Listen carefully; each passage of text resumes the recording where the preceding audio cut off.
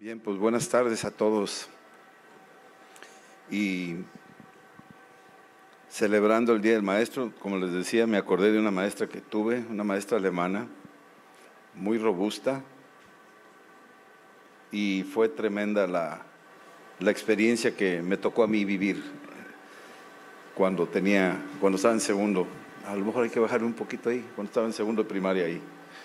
Ya después una larga historia, se las platico, pero me agarró platicando y me llamó la atención y me pasó al frente y me dijo, como te gusta hablar mucho, ahora vas a cantarnos. Y ella pensó que no iba a cantar.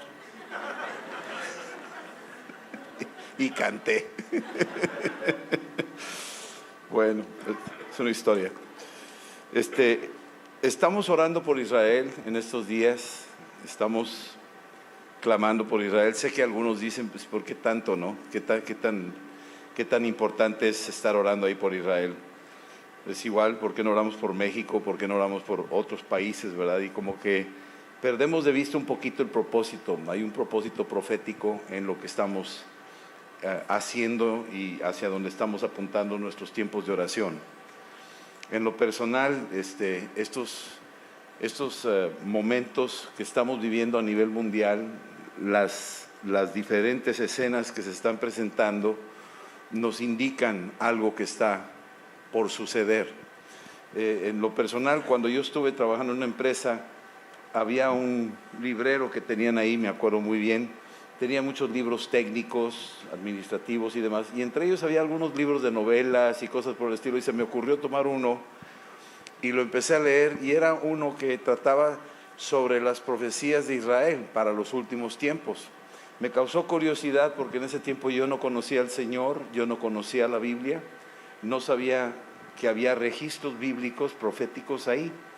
Y a la hora de estar leyendo el libro lo comparé con la Biblia y checaba lo que decía ahí porque citaban a una escritura y lo veían, lo buscaban en mi Biblia y me daba cuenta que todo coincidía y los acontecimientos estaban anunciados 1000, 2000 años antes de Cristo, y eso lo mandaban a nuestro tiempo, y yo me quedaba impresionado de la veracidad de la palabra que confirmaba los acontecimientos. Y eso me acercó mucho más a conocer más de cerca la palabra y darme cuenta que Israel es como parte de un segundero, es un indicador para nosotros como iglesia, como pueblo de Dios. Es un indicador que nos está diciendo algo y del cual tenemos que estar muy atentos, porque nos conviene estar atentos a este indicador del que estamos hablando. Usando un ejemplo que viene aquí en el libro de Juan, capítulo 4, cuando Jesús está pasando por Samaria, capítulo 4, dice ahí en el versículo 4, y le era necesario pasar por Samaria. Pasar por Samaria.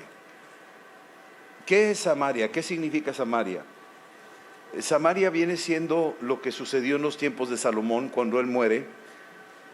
Se dividió la nación de Israel. Eran 12 tribus, muere Salomón y se fraccionan en dos grupos. Uno de ellos se va al norte de Israel. Son 10 tribus que se fueron para allá. Y otro fue 2 tribus que se quedaron en Jerusalén.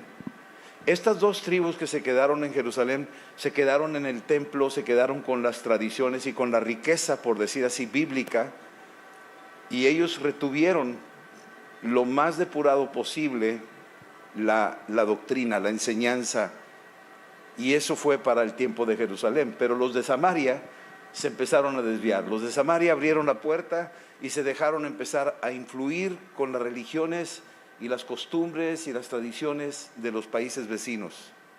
Hicieron su propio templo, hicieron sus propios sistemas religiosos, hicieron las cosas a su manera, totalmente diferente a lo que hacía Jerusalén, a lo que hacían esas 2 tribus. Entonces se fueron separando y con el tiempo se hicieron enemigos horribles, no se podían ver ni en pintura. Cuando uno lee algo de Samaria en Segunda de Reyes, si quieres ir ahí así brevemente, nada más para ver algo, Segunda de Reyes, capítulo 17, nos dice, versículo 32, ¿quiénes eran estos samaritanos? Fíjate cómo eran. Temían al Señor, versículo 32, e hicieron del bajo pueblo sacerdotes de los lugares altos que sacrificaban para ellos. Así es que los samaritanos empezaron a hacer su propio sistema religioso y a Jerusalén ya no lo tomaron en cuenta, sino escogieron otra ciudad y se apartaron, se separaron. Versículo 33 dice, tenían temor del Señor, pero honraban a sus dioses. Noten la mezcla.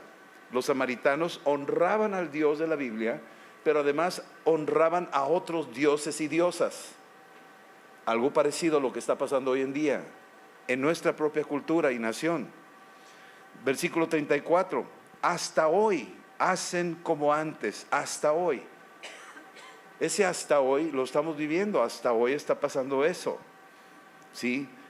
Ni le tienen temor a Dios, ni guardan sus estatutos ni sus ordenanzas. Dicen que tienen temor de Dios, pero no tienen temor de Dios, porque están revolviendo. Los que estaban al norte estaban revolviendo, era una mezcla de enseñanzas, algunas bíblicas y otras no bíblicas, y toda esta revoltura era lo que había en Samaria. Cuando llega esta mujer, capítulo 4 de Juan, al mediodía, Jesús está sentado ahí en el pozo de Jacob, y esta mujer llega al mediodía, que es una hora que no es común, siempre van temprano en la mañana o muy en la tarde para recoger agua. Jesús empieza a hacer una conversación con ella y va descubriéndose poco a poquito que esta mujer pues es de dudosa reputación, como dirían por ahí, ¿verdad? Y Jesús empieza a tratar con ella y está enfrentándola, pero la mujer se esquiva, se defiende con su sistema religioso, con sus tradiciones religiosas, con sus costumbres que le enseñaron sus abuelos, sus papás y todo lo demás, y con eso ponían un sistema de defensa, evitando que Jesús pudiera convencerla a ella de que Él era el Mesías, hasta que finalmente en el capítulo 4 Jesús se está revelando con ella y le dice en el versículo 21, mujer, créeme que a la hora viene cuando ni en este monte ni en Jerusalén van a adorar al Padre. Ella argumentaba, no, es que nosotros los samaritanos tenemos nuestro propio templo acá en el norte y ustedes lo tienen en Jerusalén, pero el nuestro es el mejor y ustedes no, ustedes están equivocados. Y esa lucha religiosa, esa aparente religiosidad, lo único que hacía era puro humo encubriendo su pecado. Estaba escondiendo algo con todos sus argumentos. Y Jesús le dice, mira, ni en este monte ni en Jerusalén. Nosotros podemos adorar a Dios donde sea. Están muy quietos. Decíamos ahorita, tú puedes estar ahí en la sala o en una banca en el parque y ahí te puedes encontrar con el Señor y platicar con Él y orar con Él y descansar en Él y reposar en Él. Y la congregación está diseñada para que sea un centro de reposo y de enseñanza, para que tú te equipes y te prepares y continúes adelante con el llamado de Dios para tu vida. Versículo 22 del capítulo 4 de Juan, Jesús le dice a la samaritana, ustedes adoran lo que no saben. ¡Qué trágico! Ellos creían que estaban adorando a Dios. Muchas religiones creen que están adorando a Dios y muchos, entre comillas, cristianos dicen, no, pues está bien, todos los caminos llevan a Dios, déjalos que adoren a Dios, es el mismo Dios al final de cuentas. No es el mismo Dios. Están adorando a otros dioses, tienen otros nombres, otras diosas. Ay, pero es muy bueno, mira, es muy bonito, pero quítate lo bonito, no te va a salvar, al contrario, te está enredando y te está desviando. Y aquí Jesús es muy claro, dice, ustedes adoran lo que no saben. Pero después dice, nosotros, o sea, Él, nosotros adoramos lo que sabemos porque la salvación viene de los judíos. La salvación viene de los judíos, no viene de ninguna otra religión, no viene de ninguna otra nación, no viene de otro pueblo. Nosotros no oramos por el país de Israel, oramos por todas las naciones, pero estamos orando por el pueblo de Israel, la gente. Los judíos, porque de los judíos, dice, la salvación viene de ellos. La palabra salvación del griego es ensoso, significa la sanidad, la solución, la provisión, la protección, la ayuda viene de ellos. Y tú dices, pero pues ¿cómo está eso? Es que ahora vamos entendiéndonos. Jesús la está enfrentando a que a través del pueblo de Israel, Dios les confió a ellos algo sumamente importante. Les confió la palabra. Ahorita lo vamos a ver. Y de ellos vino Jesucristo, nuestro Señor y Salvador. Nació conforme a las profecías en Belén. Vivió una vida conforme a la ley judía. Fue circuncidado al 8º día. Cumplió la ley. Y cuando Él muere en la cruz, le ponen un letrero que dice: Jesús Nazareno, Regis Israeli. Jesús Nazareno, Rey de Israel. Es que muere como judío y resucita como judío, porque Él es el león de la tribu de Judá. Así es que estamos hablando de algo que va más allá de nuestra idea que teníamos nosotros. Y sé que en algún momento dado produce choques con algunos que somos medios nacionalistas o somos o hasta antisemitas. Pero la realidad es que la salvación viene de ellos.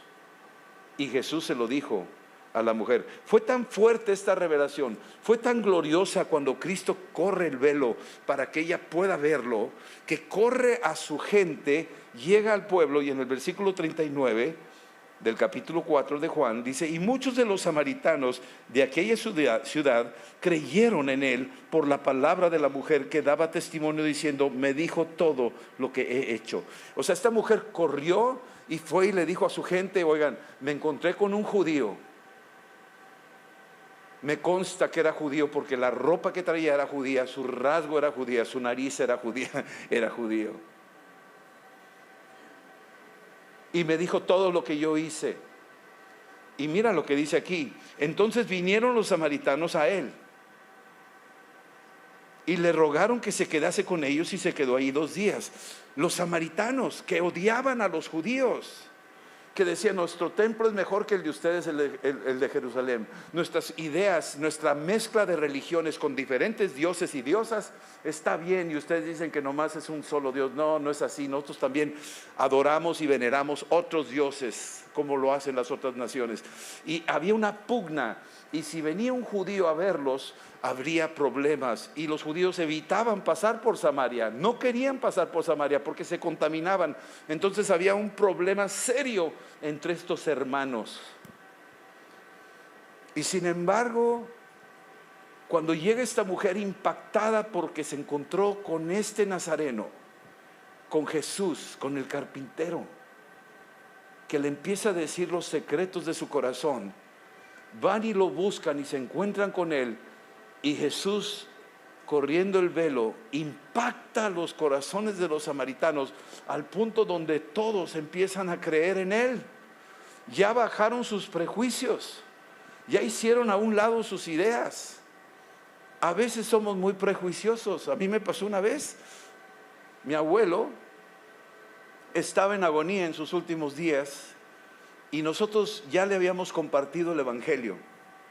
Él vivía allá en San Antonio, estaba muy mal. Mi mamá y mi tía pues estaban ahí ya en sus últimos momentos, y Adrián y yo fuimos para allá, estuvimos ahí visitándolo, y a él le encantaba que le leyera los salmos. Él me decía, porque recibió a Cristo. A mí me da mucho gusto decirlo, que le pude compartir a Cristo a mi abuelo, y mi abuelo se convirtió radicalmente, recibió a Cristo, y él quería oír la palabra. Y yo le leía la palabra. En su lecho de muerte se la leía. Y cuando estaba en el hospital, mi tía y mi mamá, religiosonas, pues como que luchaban, porque decían: es que ya cambiaste de religión. Y yo decía: no cambiamos de religión, tuvimos un encuentro con Cristo.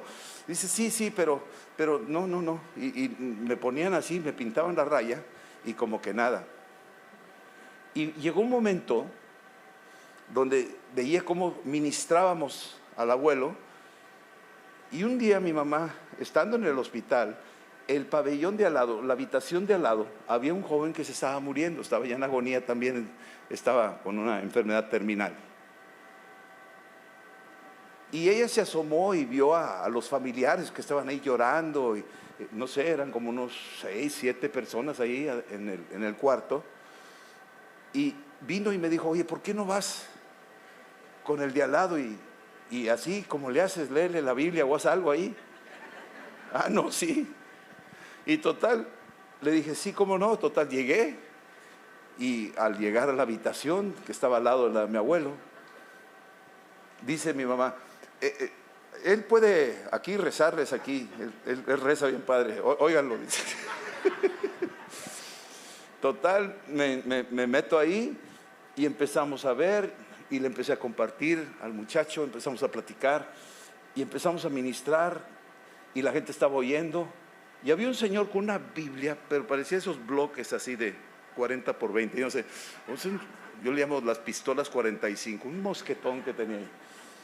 Y le dije, ¿me la permite, por favor? Dijo, sí, ¿cómo no? Y me dio la Biblia. Y total, ahí la abrí y empecé a citar algunas escrituras y a decir las escrituras utilizando esa Biblia. Y empezaron ellos a escuchar la palabra y al final de cuentas todos recibieron a Cristo. El muchacho también. Oramos y estábamos sembrando la palabra que da vida, la palabra que da esperanza. Que el que cree en Cristo, aunque muera, vivirá. Y esa fue la oración y todo. Y terminó la reunión. Yo me salí de ahí y me fui al lobby. Había un lugar ahí donde había sillones y me senté. Y en eso, después de un rato, llega este señor, el de la Biblia grandota, llega y dice, oiga, ¿me permite hablar con usted? Le dije, sí, ¿cómo no? Dijo, mire, le quiero decir algo. Cuando usted entró ahí con su mamá al cuarto de mi sobrino y empezó a platicar y a hablar, dije, este es protestante. Y lo empecé a odiar. Lo odié y yo decía, ¿qué tiene que decirnos este tipo aquí? ¿Quién lo invitó? Hablándonos a nosotros. Nosotros tenemos nuestras creencias, nosotros tenemos nuestras tradiciones y nos quiere sonsacar. Pero cuando usted me pidió mi Biblia, cuando usted abrió la escritura y empezó a citar escrituras y a decirnos cosas que allí estaban, que yo nunca las había visto, cambié de parecer. Y le quiero pedir perdón, por eso vengo, dice, porque lo juzgué mal. Y me doy cuenta que usted nos ayudó mucho al enseñarnos la palabra. Y solamente le quiero decir gracias y por favor perdóneme porque tenía prejuicios contra usted. Muchas veces tenemos prejuicios contra otros. Jesús vivió eso. La forma en que había prejuicio contra él. En capítulo 4 dice aquí, versículo 41, y muchos creyeron en él más por la palabra. Estaba soltando la palabra Jesús. Y cuanto más les decía a los samaritanos y veían que era un judío el que los estaba evangelizando, era increíble el contraste, la lucha entre las tradiciones humanas y la realidad de que era un judío el que los estaba ayudando, los estaba bendiciendo. Versículo 42. Y le decían a la mujer, ya no creemos solamente por tu dicho, porque somos nosotros mismos, hemos oído y sabemos que verdaderamente este judío es el Salvador del mundo. La salvación viene de los judíos. Este judío es el Salvador del mundo, el Cristo. Jesús cambió todo un sistema de ideas. Leímos ahorita en Segunda de Reyes, capítulo 17, cómo mezclaban diferentes dioses y honraban a Dios, pero al mismo tiempo otros dioses, y lo hacen hasta hoy. Y con todo y eso, Jesús se brinca las trancas y se mete sin importarle eso y toca la vida de toda esta gente para que conozcan la verdad, y la verdad los hizo libres. Eso fue lo que pasó. Ahora, si vamos al libro de Romanos, capítulo 3, el apóstol Pablo pregunta algo, porque está exponiendo el tema a la iglesia de los romanos. Los romanos tenían ahí judíos, gentiles, había de todo. Y había una pugna entre los gentiles y los judíos. ¿Y por qué los judíos? No, hombre, los judíos mataron a Cristo y no sé qué de cosas nos han dicho.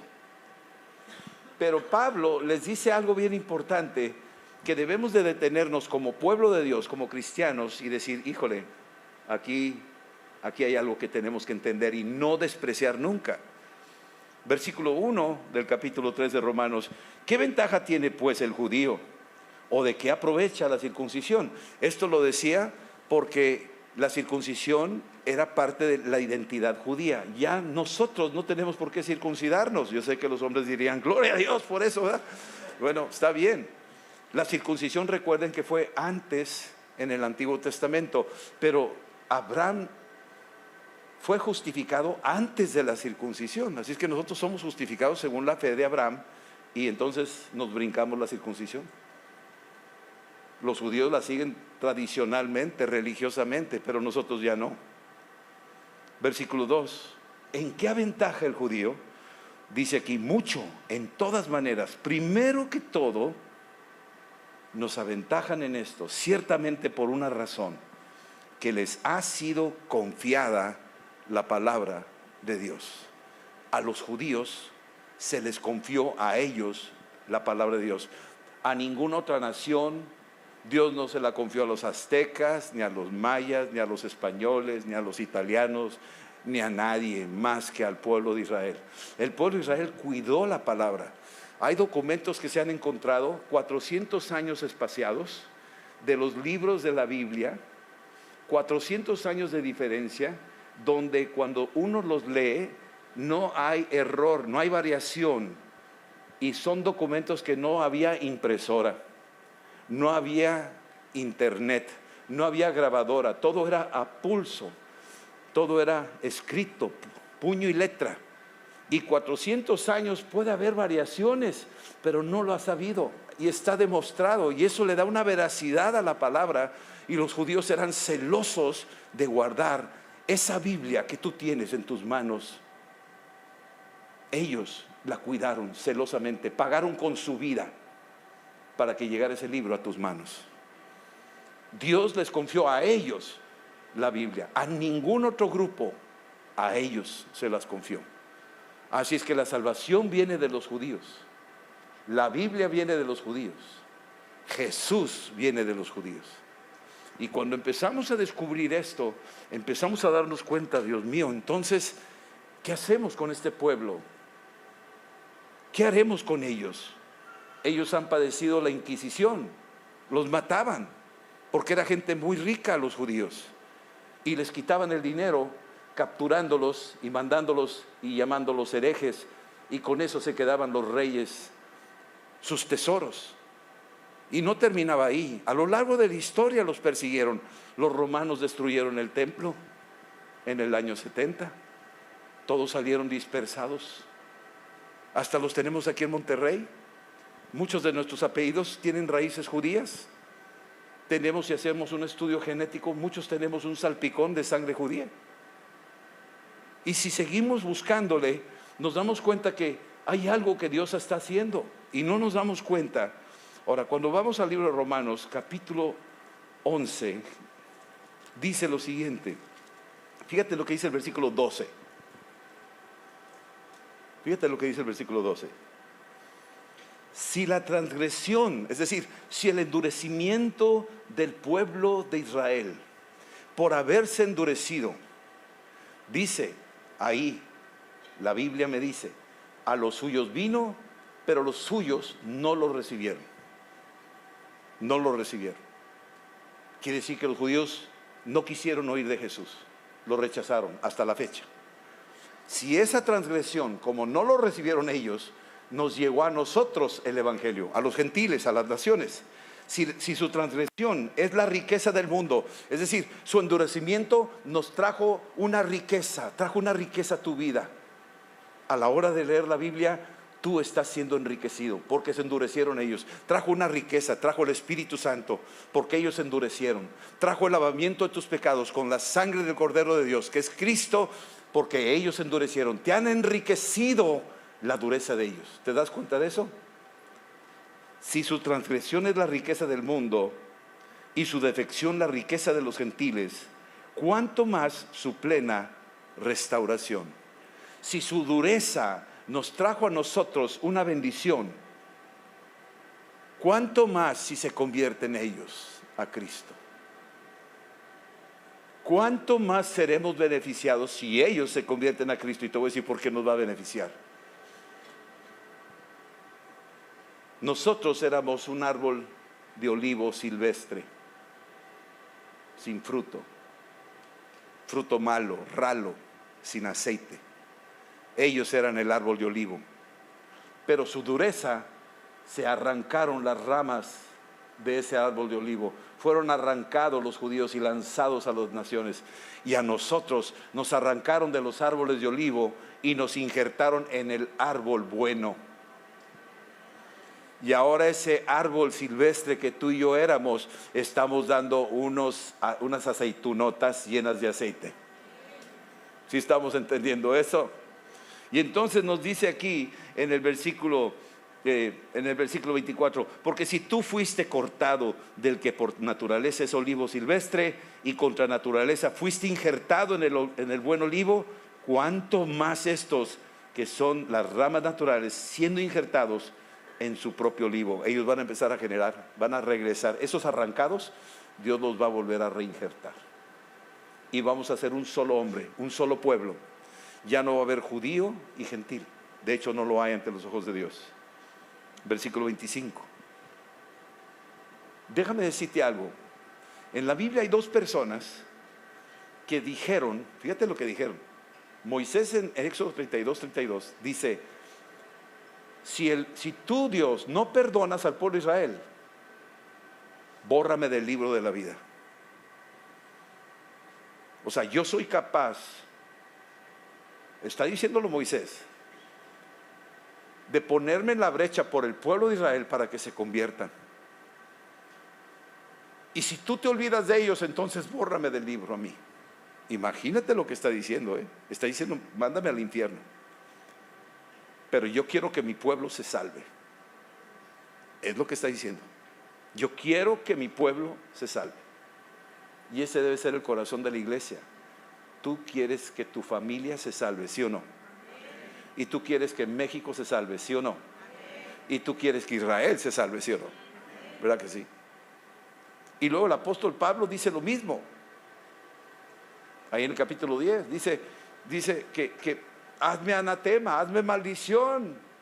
Si con eso se puede salvar mi pueblo, me dispongo. Hazme maldición entonces a mí y que se salve mi pueblo.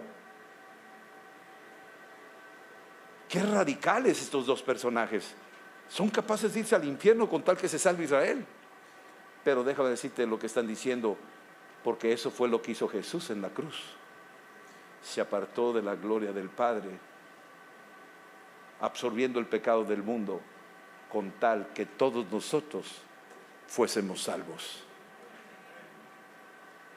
Él dijo: Eli, Eli, lama sabactani, ¿por qué me has abandonado? Él sabía el precio para hacerlo, pero al tercer día resucitó.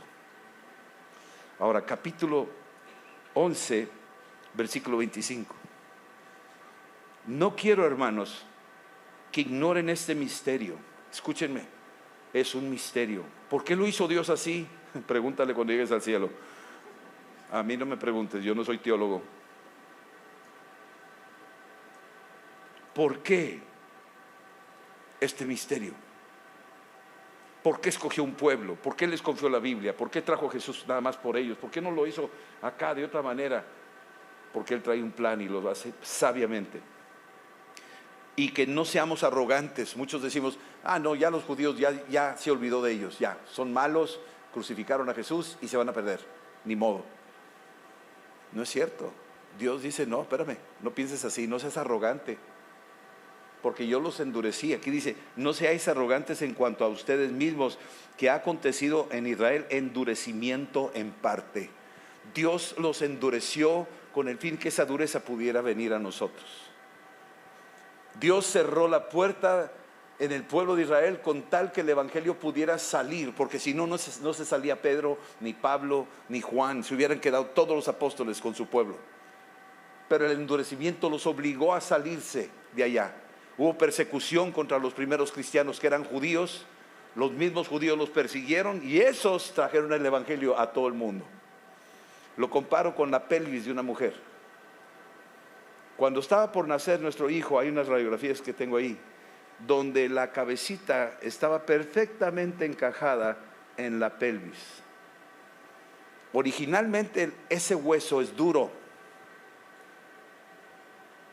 pero cuando está por nacer la criatura, se empieza a hacer cartílago, se empieza a hacer suave. Y entonces la cabecita puede pasar por esa cavidad y nace. Hoy en día es pura cesárea, ¿verdad?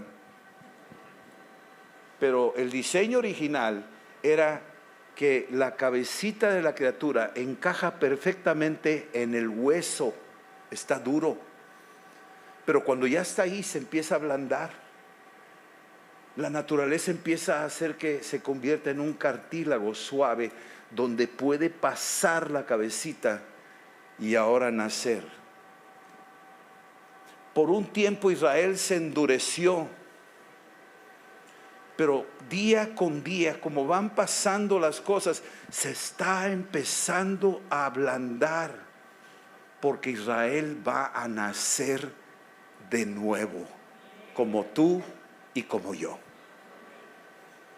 Entonces este versículo dice, no quiero que ignoren este misterio, para que no sean arrogantes en cuanto a ustedes mismos, que ha acontecido a Israel endurecimiento en parte, y la palabra es hasta que haya entrado la plenitud de los mexicanos. Se ha endurecido Israel de no creer en el evangelio hasta que nosotros, tú no estabas aquí, ahora estás aquí por Cristo. Y hay muchas iglesias en México que están recibiendo almas todos los días. Hay conversiones a Cristo. Es un número que no sabemos, pero dice hasta que alcancemos la plenitud de los gentiles. Es decir, se están convirtiendo rusos y chinos y ucranianos y alemanes y españoles y mexicanos. Día con día hay un número, la plenitud de los gentiles se están convirtiendo. Y tú eres uno de ellos, estás dentro de esa plenitud. Estás dentro de ese número misterioso que solo Dios sabe. Y estamos añadiéndonos día con día, hasta que alcancemos el número perfecto de la plenitud. Y cuando lleguemos a la plenitud, versículo 26 dice, y luego todo Israel será salvo. Y lo comparo con el arca de Noé. Noé construye un arca y ya casi al final empiezan a llegar los animales. Y entran los animales por parejas. Y luego al final entra Noé con su familia. Y luego Dios cierra la puerta y se va el arca. Pedro tuvo una visión en Hechos 10. Y él ve una sábana que baja con animales. Y oyó una voz que decía, mata y come. Y dice, no hombre, yo no tengo nada, yo no como nada de eso. Pero lo que estaba diciendo intrínsecamente es, mi religión es primero. Yo no voy a negociar mis tradiciones, mis creencias. Y luego desaparece esa visión, esa sábana con los animales. Pero cuando entra, ahí en el mismo capítulo 10, entra a la casa de Cornelio, empieza a entender la visión. Dice, los animales representan a los gentiles, los animales representan a las naciones. Y empezó a darse cuenta que Dios estaba diciéndole, yo quiero que se salven todos los pueblos, tribus, lenguas y naciones, pero también Israel. Dios no hace excepción de personas. Yo no sé qué animal represente a México. ¿Será un burro? a los australianos es un canguro. Pero quiero que me entiendas que Dios de alguna forma está mandando un mensaje a todos nosotros diciéndonos: yo vengo pronto, yo amo al hombre, no quiero que nadie perezca y yo voy a hacer todo lo posible para que se salven. Y yo tengo un número de la plenitud de los gentiles, tengo un número de todos los mexicanos que Dios los tiene preparados para que lleguen y entren al libro de la vida, y nos toca a nosotros evangelizarlos. Ya te tocó a ti la salvación, ahora te toca a ti predicarlo a otros. Pero no termina ahí. Termino con esta escritura, segunda de Corintios 3. Fíjate lo que dice esta escritura. ¿Se acuerdan que después de la plenitud de los gentiles, luego todo Israel será salvo? ¿Sabes lo que va a pasar al final? Un avivamiento del cual nunca nos imaginamos. Te puedo decir esto: nosotros oramos por Israel y estamos orando por ellos, pero en el camino, antes de que todo Israel se convierta, se van a convertir los musulmanes, se van a convertir los budistas, se van a convertir los ateos, se van a convertir todos. Va a venir una visitación sobrenatural antes de que ellos reciban la revelación. Ese es el plan, esa es mi esperanza. Japón se va a convertir por la promesa de que Dios primero la plenitud de los gentiles y luego todo Israel será salvo. Primero van a entrar los animales y al final Noé con su familia. Primero van a entrar las naciones y al final va a entrar Israel. Ese es el plan. Por eso hay esperanza de que las naciones más complicadas, más difíciles, se van a convertir en los últimos tiempos. Se van a convertir. Según de Corintios capítulo 3, termino con esto, dice esto, versículo 12. Así, teniendo la esperanza, usamos de mucha franqueza. Por eso hablamos con tanta franqueza.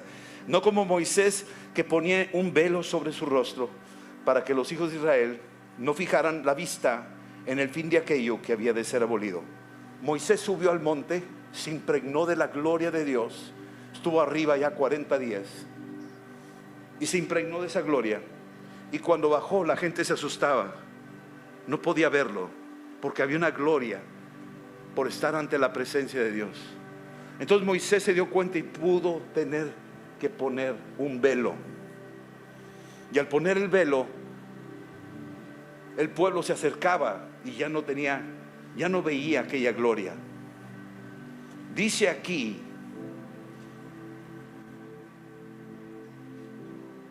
no como Moisés, versículo 13, que se ponía un velo sobre su rostro para que los hijos de Israel no fijaran la vista con el fin de aquello que había de ser abolido.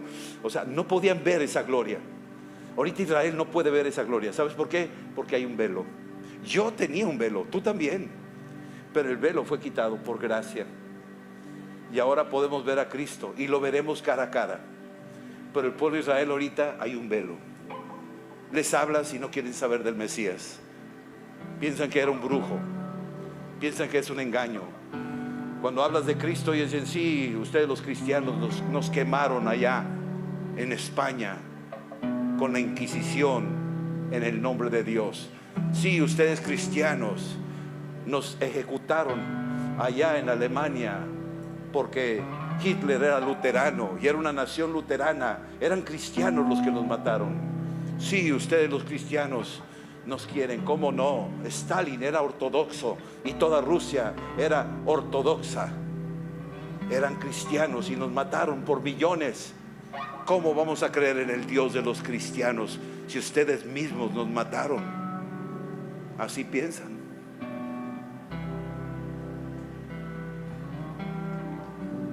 La iglesia ha cometido graves errores. La gente que se llama cristiana ha cometido graves errores.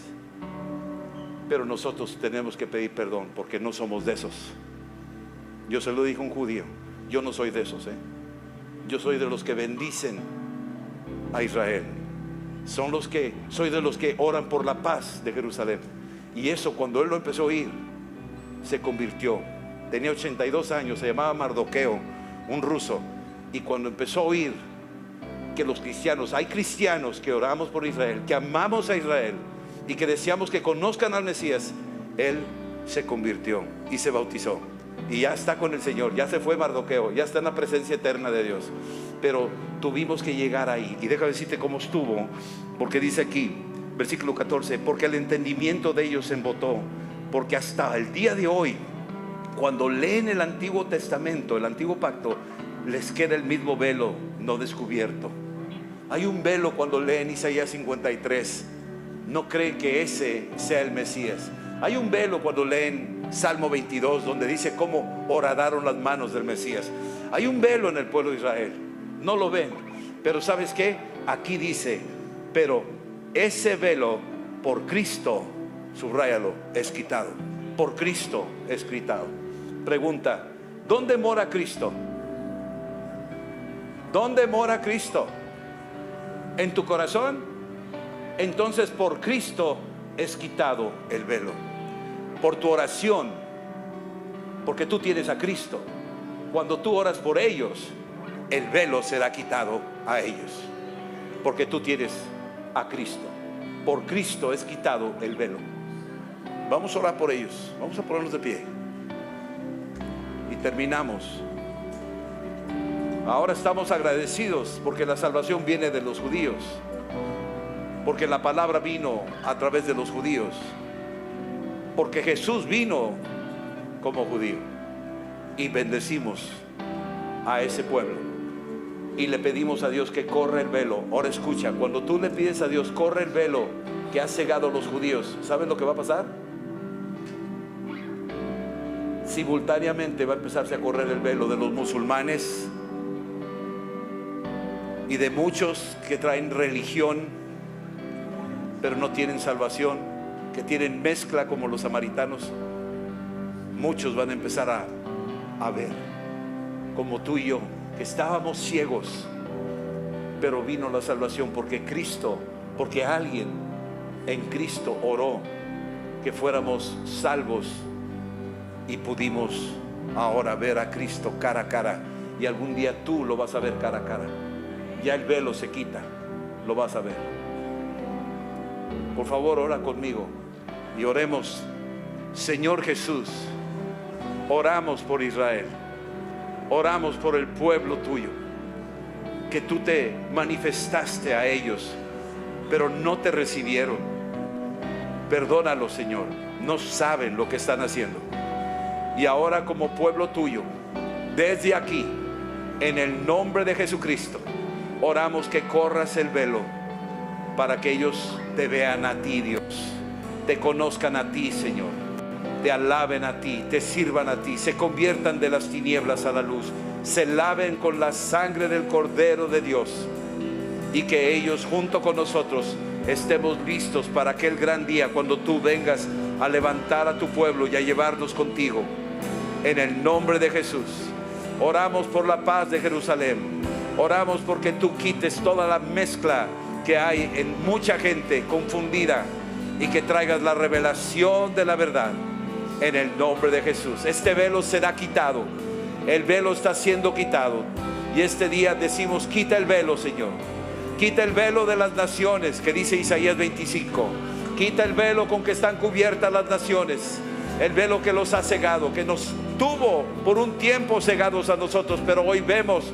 Ahora quítalo, quítalo de mi familia, quítalo de mis vecinos, quítalo de mi ciudad, quítalo de México, quítalo de los musulmanes, quítalo de los judíos. Quita el velo, Señor, y sálvalos, sálvanos, Señor, y seremos salvos en el nombre de Jesús. A ti sea la gloria, la honra y la alabanza. Si alguno nunca ha recibido a Cristo, ahora pídele al Señor esta oración, hazla de todo corazón. Dile: Señor Jesús, díselo: Señor Jesús, ven a mi corazón y quítame el velo que me ha cegado el entendimiento.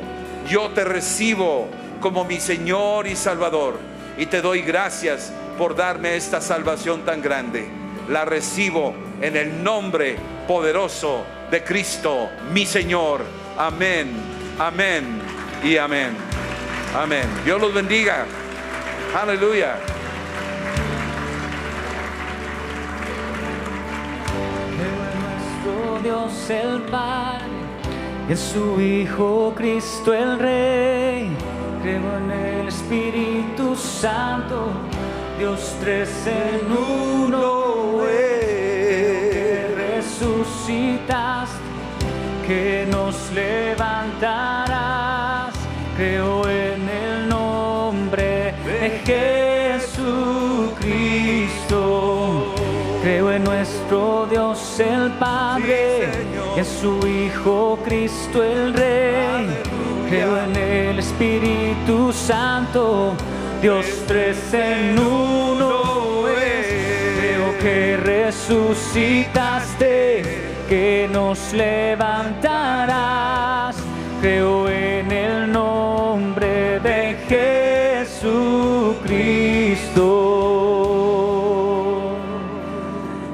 De Jesucristo. Aleluya. Creo en el nombre de Jesucristo. Amén. No se vayan, todavía tenemos unos anuncios que darles. Va a haber bautizos, los que se van a bautizar les va a tocar mojado, así es que no pasa nada. Sí, pero sí los esperamos ahorita. Va a haber una pequeña plática para explicar lo que es el bautismo. Si no te has bautizado, por favor, hazlo. Es una instrucción, es un mandamiento del Señor y nosotros obedecemos. Y nos bautizamos cuando tenemos conciencia, no cuando estamos así sin saber de qué se trata. Ahorita, así como Jesús a los 30 años de edad se bautizó conscientemente, nosotros también obedecemos esa instrucción. Entonces los esperamos, los que se necesiten bautizar, y esperemos antes de que se vayan para que vean unos anuncios. Va a haber un evento muy padre este fin de semana que viene, es que los esperamos. El Señor los bendiga. Gracias.